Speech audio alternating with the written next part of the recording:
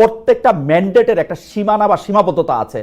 যে কোনো ম্যান্ডেট আপনাকে কোনো কিছুর জন্য সবকিছুর ম্যান্ডেট দেয় না, কিন্তু আপনি ভেহেমেন্টলি বলতেছেন আপনার সবকিছু করার ম্যান্ডেট আছে। সেই ম্যান্ডেট আপনাকে কে দিল আসলে?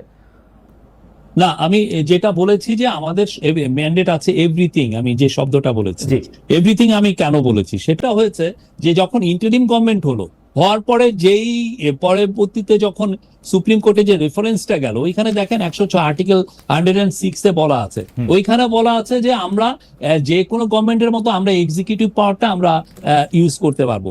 এটা যেটা নর্মাল একটা গভর্নমেন্ট যেই এক্সিকিউটিভ পাওয়ার হোল্ড করে, আমিও সেই এক্সিকিউটিভ পাওয়ার হোল্ড করছি। আমাদের ম্যান্ডেটটা হলো আমরা যে কাজগুলো, এটা অনেকে আবার কেউ কেউ বলছেন যে না আপনাদের ম্যান্ডেট হচ্ছে ডে টু ডে, ওখানে কোথাও লেখা নাই যে ডে টু ডে, না, এটা এক্সিকিউটিভ নির্বাহী পাওয়ারের কথা বলা কিন্তু হয়েছে। কিন্তু আপনি আমাকে একটু বলবেন যে অন্য সরকারের মতোই ক্ষমতা আছে, এটা কি আমি আমি আমি 106-এ যেটার মধ্যে করে এপিলেট ডিভিশনে রায়টা দিল, আমি এটার মধ্যে নির্বাহী কাজ করতে পারবেন বলে আমি এটার মধ্যে এটা দেখতেছি। সেই নির্বাহী কাজের দুই রকম ব্যাখ্যা আছে। একটা ব্যাখ্যা হলো আপনার যে কাজগুলি করতে হবে, না করলে দেশ থেমে যাবে, সেই কাজগুলি আপনি করবেন।